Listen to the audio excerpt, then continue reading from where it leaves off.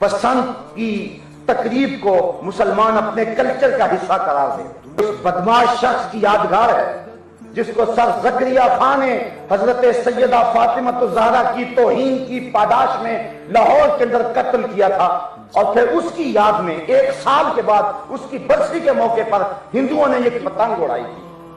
آج ہم اس بسنت کی تقریب کو اپنے معاشرے کی تہذیب کا جزو لا ینفک سمجھتے ہیں، اور پیلے لباس پہن کے بچیاں اور بچے، لڑکیاں اور لڑکے چھتوں کے اوپر شرابیں پی کے ناچ رہے ہیں۔